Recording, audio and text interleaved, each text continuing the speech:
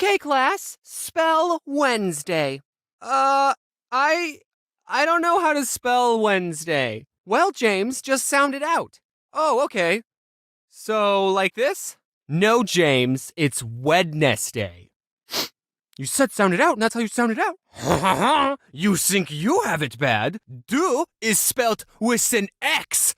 I think it comes to no surprise that I'm terrible at spelling. I feel like everyone in life falls into two categories. Either you're good at math and bad at reading, or you're weird. And if you've seen my other videos, you know that I'm a math boy. My mom told me that I have dyslexia because she has dyslexia and I have all the symptoms, but we never got that diagnosed by a doctor, so you can't make me take my meds, Mom. A lot of times what I do to cover up the fact that I spell lower than a first grade level is I will purposely misspell words to the point where it's obviously a joke. You thought I was doing that to be funny, but it's actually because I have zero self-confidence in my spelling and I don't want anyone to point out my mistakes. I mentioned this in a different video, but in elementary school, I was put into an honors program and everyone had to take spelling tests a grade ahead of their level. And by everyone, I mean everyone except me, because I failed every single spelling test. So I had to take spelling tests that were on level.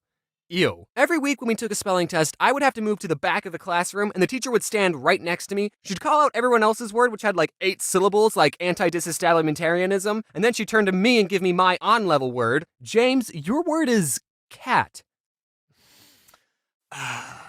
Also, one year our class did a spelling bee and everyone had to participate, and like, I didn't even care that I was the first one out.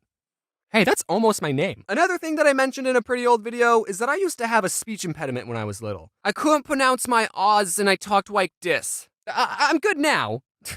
Obviously. So every other day during school, I had to go to a speech therapy class, and one day the teacher who taught me how to pronounce my O's, I'll call her Mrs. Kool-Aid, gave me this sheet of paper with a bunch of raindrops on it, and she said, for every raindrop on this page, say the word raindrop. But then she just left the room, and I said, well, I'm not gonna do this. I didn't say raindrop a single time, because like, no one was even there. No one would have seen me not saying raindrop. So why would I do something that I didn't want to do? But then, the funny part is, when she came back, she asked, are you finished saying your raindrops? No. Well, how many did you say? I didn't say any. You stupid child. I told her the truth for some reason. I don't know why. It was probably the easiest lie in my life to get away with, but that's why I remember this story. I'm still mad at myself for telling the truth. And I had to say raindrop a bunch of times in front of her, and she would only go to the next raindrop until I said it right, and it was terrible. It really hurt my feelings. Since I was struggling with reading and spelling, I had to get an IEP. An incredible, excellent personality, which meant I had to go to a special class for a little bit during school, and the teacher who taught this class was none other than Mrs. Kool-Aid. Oh yeah. I don't know why I said it like that. I don't remember anyone ever telling me I was put into a special needs class. I just remember going into speech therapy every other day, and then those classes slowly morphed into teaching me how to read and spell. I don't know, I thought reading this book would have helped me talk better. 2 other kids were in the reading class with me, and I remember the day when reading for me just clicked. Us 3 were given a simple sentence to read. It was about bees. It was so simple. It was literally just, to defend their hive from wasps, bees don't sting the wasp. Instead, they all crowd around the wasp and flap their wings to raise their body temperature, heating up the wasp until it dies. And then Mrs. Kool-Aid asked us, okay, how do bees defend against wasps? And the other 2 kids said, they sting them. And I said, what? No, you morons! Didn't you read this? The words in this paper have meaning when placed in a certain order convey information. Also, I never want to get hugged by a bee. So I was in these classes all the way until the 6th grade. I was getting better at reading. I still wasn't great, but I was getting better at it. And one day, Mrs. Kool-Aid said, you know, James, you should try competing in the Battle of the Books. Battle of the Books? Battle of the Books? Battle of the Books! Finally, reading sounds fun! At my school, Battle of the Books was this competition where students were given a list of 4 books to read within a time limit of like 2 months. I don't remember how long it was. And after however many months it was, the contestants would sit in an auditorium and take turns answering questions about the books. And whoever got the most questions right would get a pizza party. And that's where the battle part comes in. We'd kill each other for pizza. And then there were 2 more rounds, each with 4 more books, so there was a total of 12 books you had to read. And we were allowed to be with a partner, so my partner was TJ. Hey TJ, do you remember Battle of the Books? Yeah man, it was great. Now you're probably thinking that 4 books in 2 months isn't that hard, especially since they're kids' books, but as someone who didn't read any books on my own outside of school, it was a challenge. But I discovered a way to cheat the system. I discovered something called audiobooks. Instead of having to sit still and read the book, I could just have someone read the book to me. And I would get through the book so much faster. I'd be able to read a book in about 8 hours as opposed to reading a book never, because I would never be able to finish a book on my own. And I was actually able to understand what was going on. I legitimately thought that listening to audiobooks was cheating because of how well it worked. So I never told anyone my secret. Until just now.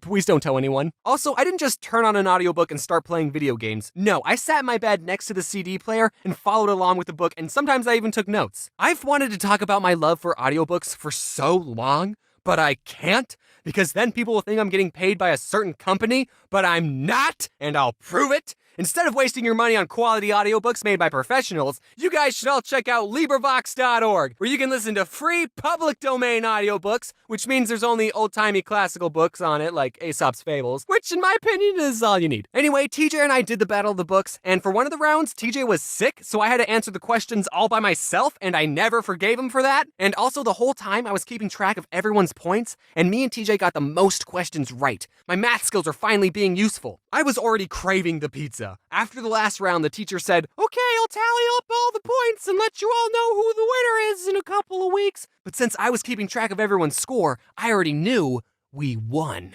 I turned to TJ and I said, "TJ, guess what? We already..." Oh, this is the round that you were sick on.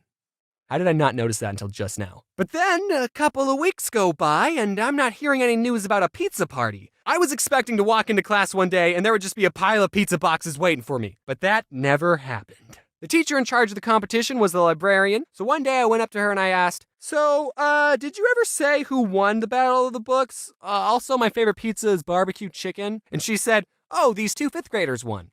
So the Battle of the Books was for both 5th and 6th graders. I was a 6th grader, so I went to all the 6th grader battles, but apparently there was some low-life 5th grader who got every single question right and stole my pizza party! And that taught me a valuable lesson. Even when you work hard, you don't always get what you want in life. But that's okay, because one day, you'll be an adult and you can buy all the pizza you want without having to read first.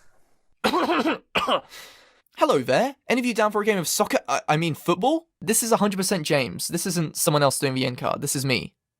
This is James. I would never ask someone else to make an end card for me because I was too lazy. You guys should check out the channel Get Mads? Get Mads? Am I pronouncing that right?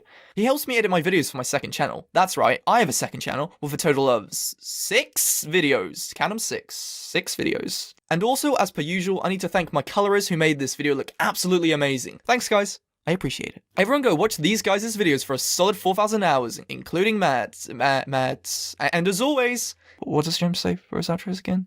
Strap up if you're going on a bumpy ride. Wait, no, that's not it at all. Buckle up. Wait, no, that's way too American.